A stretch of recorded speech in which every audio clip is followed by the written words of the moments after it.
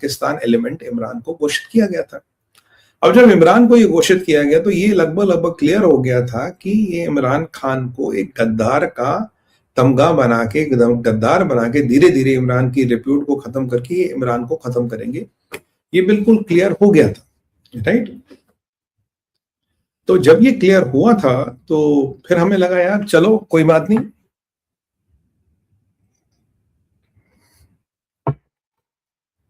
ये हो रहा है। तो मैंने कहा कि भाई अब इसका अगला निशाना होगा फैज हमीद। फैज हमीद के बाद ये शमशाद को भी नहीं छोड़ेगा, और वो जो नया कोई लेफ्टिनेंट जनरल लुकमान वगैरह बातें हो रही है उसका भी अभी पता नहीं, will wait and watch how it गोस।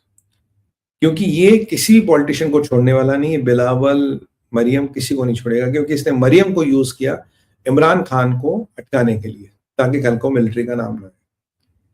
अब फैज हमीद पे आरोप लगा कि जी ये इमरान खान के टाइम में आईएसआई का चीफ था। आरोप क्या, वो सच्चाई है, और इसने पॉलिटिकल इंटरफेरेंस की है। हर पाकिस्तान का मिलिट्री या जनरल पॉलिटिकल इंटरफेरेंस करता, कोई नई बात नहीं। मुल्ला मुनीर प्राइम मिनिस्टर के साथ घूमता, वो पॉलिटिकल इंटरफेरेंस नहीं तो क्या, कला जी पॉलिटिकल इंटरफेरेंस करता है, ठीक है।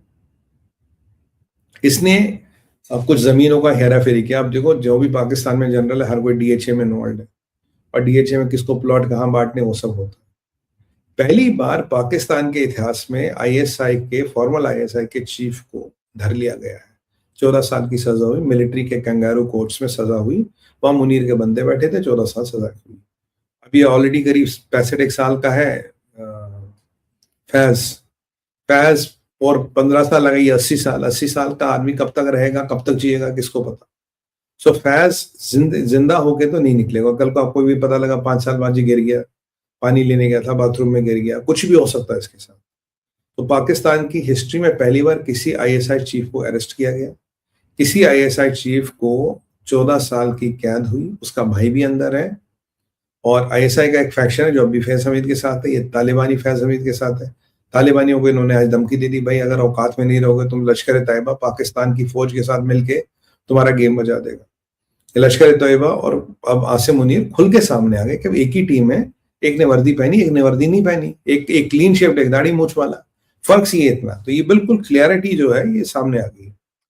अब आप देखिए यहां जो अब ये फैज हमीद का केस हो, फैज हमीद इमरान के अंडर काम कर रहा था, इमरान की पार्टी को ऑलरेडी बैन कर लिया गया, अब दोनों को ऐसे मिला लिया जाएगा। देखो जी ये गद्दार और ये गद्दार, तो धीरे धीरे इमरान खान पे गद्दार का टैग लगाया जा रहा है, और गद्दार का टैग लगने के बाद इमरान को होगी सरकारी फांसी, मतलब he will be executed using and manipulating the law of Pakistan. वही ज़ियाउल हक वाला सिस्टम है। भुट्टो ने ज़ियाउल हक को हायर किया, नौकरी पे रखा, ज़ियाउल हक ने भुट्टो को फांसी पे चढ़ा दिया। ठीक वही सिस्टम है ये। अब न गोली मारेगा ना जहर देगा, बल्कि लीगल सिस्टम को मैनिपुलेट करके इमरान को निपटाने का काम करेगा। पहले इमरान का ऑरा खत्म करेगा, ऑरा खत्म हुआ तो पार्टी खत्म हुई, इमरान की इमेज खत्म हुई।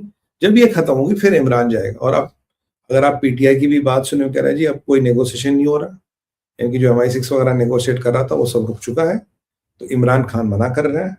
और अगर कोई भगवान का चमत्कार हो जाए तो वो अलग है। तो इमरान खान के साथ ही फैज हमीद के केस को इमरान खान के अगेंस्ट केस बना के इमरान खान को सूली टांग दिया जाएगा।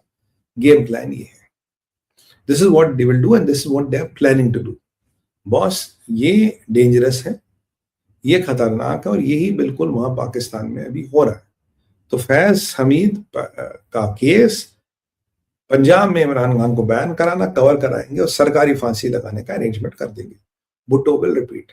मैंने इमरान को कई बार कहा, मैंने कहा भाई जान बचानी है निकल जाए, वरना भुट्टो की तरह टांग देंगे। मैंने कई साल पहले कहा था तुझे भी एक दिन टांग देंगे, निकल जाए यहां से।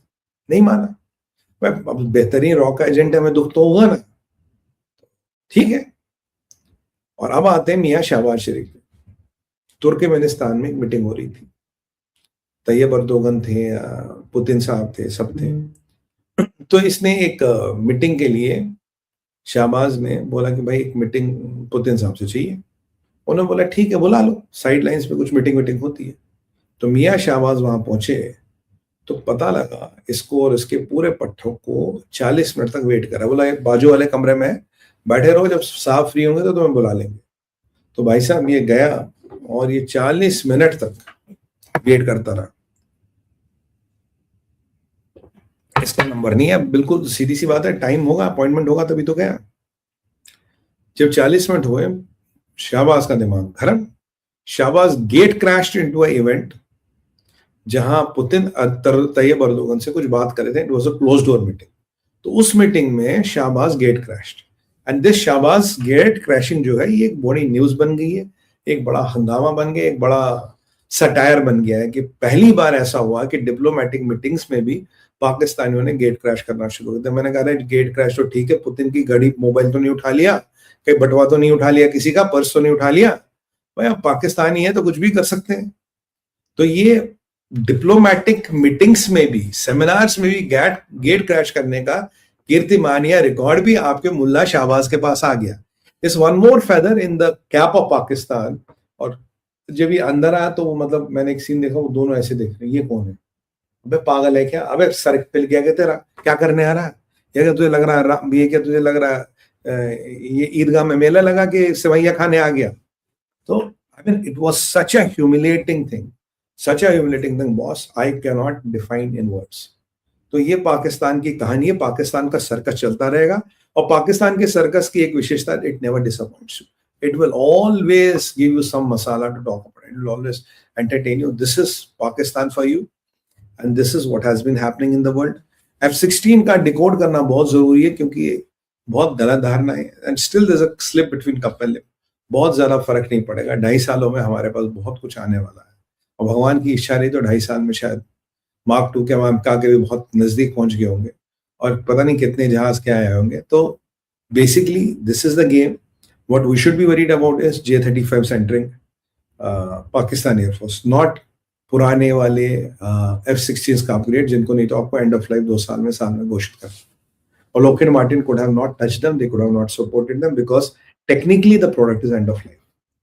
मतलब बिल्कुल वो सिस्टम था, तो ठीक है थोड़ा रंग रोगन कर दिया, कुछ और साल चलेंगे, but from a body point of view and a body structure they are already aged and old.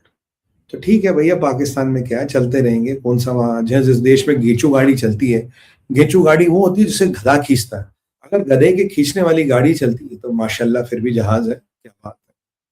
तो इसलिए कोई बहुत टेंशन की बात नहीं है।